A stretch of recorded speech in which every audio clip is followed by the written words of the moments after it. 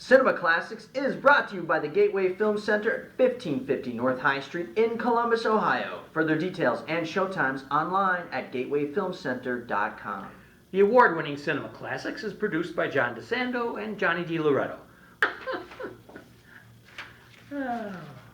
Good.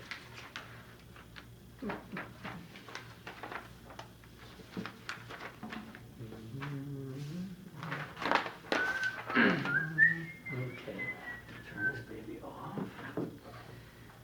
Frosty, I don't know why I have that song.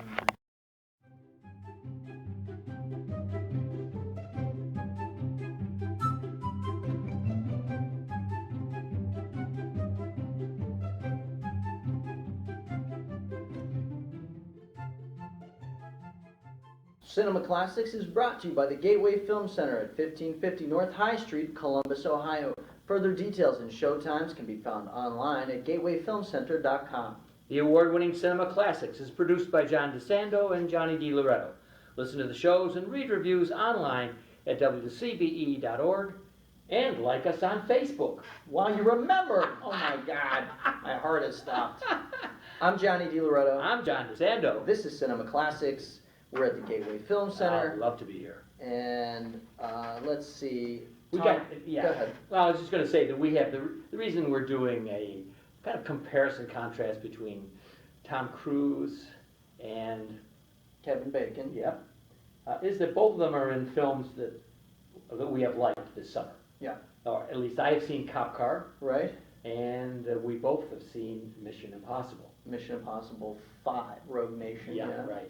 And so I think you suggested it, and I like the idea. These are both stars for the last 30 years at least. Yeah, it's interesting that when you look back at their careers, they both came up at just about the same time. In the early 80s, Tom Cruise was in Taps and Risky Business, and Kevin Bacon was in Footloose. Actually, you could probably say that Footloose and Risky Business were respectively their first big major hits.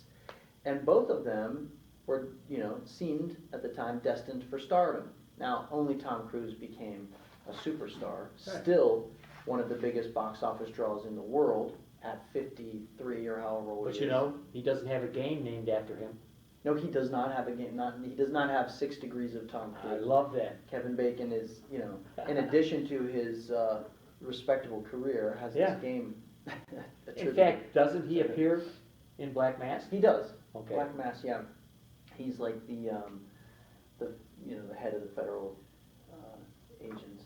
Yeah. So he's one of these guys who's been around for so long. Well, what's interesting is he became a character actor, whereas Tom Cruise became a star, and both of them were headed for stardom. Yeah. And I'm not sure. I guess I was curious to tackle this conversation to see, is there something that Kevin Bacon lacks that prevented him from becoming the superstar that Tom Cruise did? Was it their looks? Was it the charisma? Was it choices? What do you attribute that to? Now, I want to make sure that I give Kevin Bacon a lot of credit because he has become one of the premier character actors today. And my feeling is Cruise has an internal machine that pushes him as far as he can go, wherever he can go with whatever he does. I don't think I think Cruise is unusual in his ambition.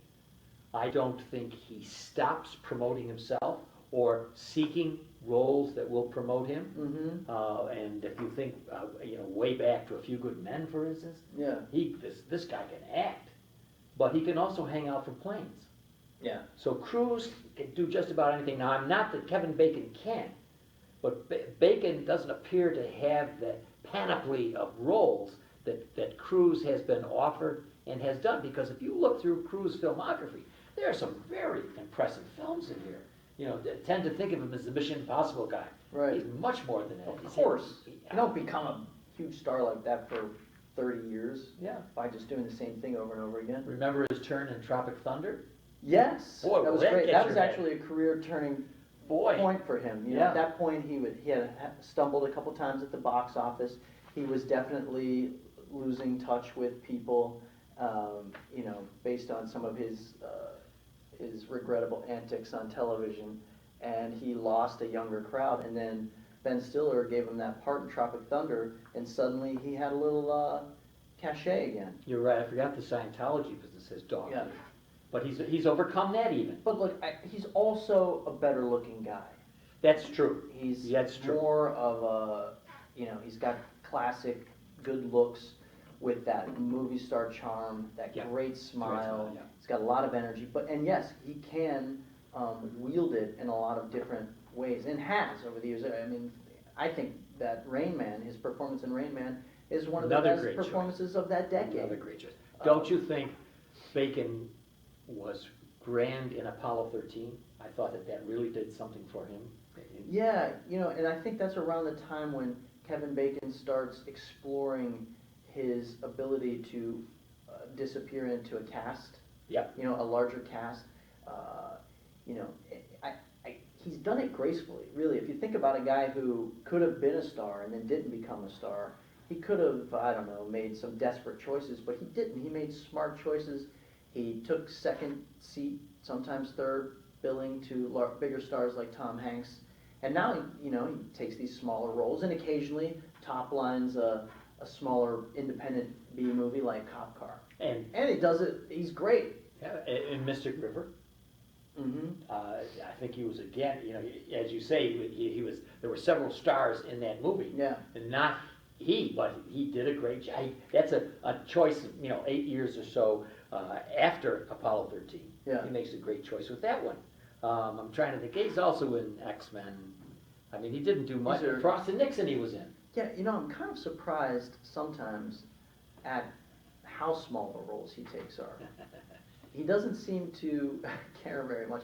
This part that he's in Black Mass is really, I don't know that they needed Kevin Bacon to play this little part, He's good, but it's not a part that is going to be seared into your memory, and that we needed an actor of his caliber to do it. But it's a great point juxtaposing him with Cruise. Cruise would never take.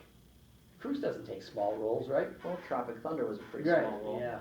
No, he doesn't. Like, I think the smallest roles were Tropic Thunder and I guess Magnolia, even though it's a significant part. Yeah. It is definitely an ensemble cast part. Yeah. Here's the other thing Bacon does with relish is play bad guys. Yeah, he's good. Yeah.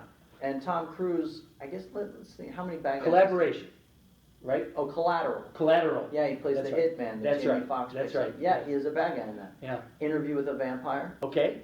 Kind of villainous there, right? Good one. But Good charming. One. Yeah. And I think there was one more I was going to say. Oh, in Magnolia, he's definitely not he's not a guy that you. Yeah, and he didn't have all hits. I wasn't impressed with The Last Samurai. Yeah, I mean, it can't all. What do you mean? Yeah, I know. Yeah. But if you look at the filmography, this guy doesn't. He does. His track record is pretty great. Yeah. And you know what I'm glad about? I'm glad to hear they're making another Jack Reacher movie. Yeah, and you and I both like Jack Reacher. They keep making them, so it must be popular. Well, it was. I think it had a little shelf life after. When the movie came out, it came out at Christmas time a couple years ago, and got lost in the shuffle. Performed really poorly at the box office. I also think there was some kind of unfortunate incident, like a shooting or something, that may have taken some of the, that Jack Reacher opens with a sniper shooting. And I tend to think that maybe that, hobbled it at the box office a little bit. But I think on Netflix and on video, it's found some fans. And it was really a great little small movie. I'm glad they're doing another one. Yeah, you're reminding me of two roles. When I think it's a 3 role. Born on the 4th of July. Mm-hmm. Isn't he in a wheelchair? Yeah. Doing some good things and Yeah. some good acting in that? Yeah, it was for Oliver Stone. Yeah. That was at a time when Tom Cruise was still kind of expanding, stretching his muscles as an actor, taking on more challenging roles. And yeah, he did a great job in Born on the 4th of July. And one that I'll bet you, if we asked everybody, they all remember. Top Gun, everybody remembers. Yeah, of course. But Jerry Maguire. Don't you think everybody remembers that? Oh my God, it's so great. Yeah. It's so great. Yeah. And it came at a time when I think we were just hungry to see him play a real human being, and he did. Yeah. Now, it's funny, Kevin Bacon is getting short shrift here. Well, we slipped into it. I know we did. Let me ask you this. Kevin Bacon's, I almost said Tom Cruise again.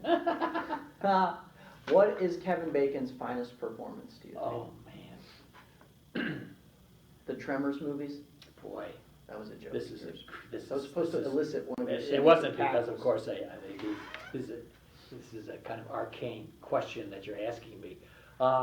You know, I'll tell you, I think his finest role Yeah. is not his biggest role. I really believe that Tropic Thunder might have been. I'm talking about Kevin Bacon. Oh, we can't. Oh my God. Kevin Bacon is being overshadowed by Tom Cruise in this conversation. Excellent, excellent. Okay. Yeah, I'm asking about Kevin Bacon. Ooh, man. All right, I'll tell you.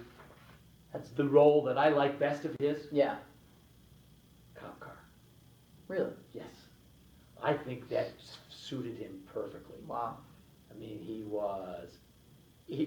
was a bad guy that you didn't know was a bad guy until you got to know him. Uh-huh. He's a sheriff, but he's corrupt as heck. Yeah. And it takes a couple little kids to flesh him out. It's great. And he uses his smile. Uh-huh. Because you're dealing with the lives of two little kids, Right. And you got, the sheriff is going to get these two who have stolen his car. And I'll never forget the last line of that movie, which is a voiceover. I think he may even be, well, anyway, there's a voiceover with his, don't steal a cop car. And he uses an expletive in that. Yeah, don't yeah. steal an effing. Right. It's the last words you hear on the film. You don't even see him. It's just kind of like a voiceover. That's funny. Just looking at your notes here, Yeah. he has really played a villain in quite a few movies. Yeah, He's he the does. villain in The River Wild.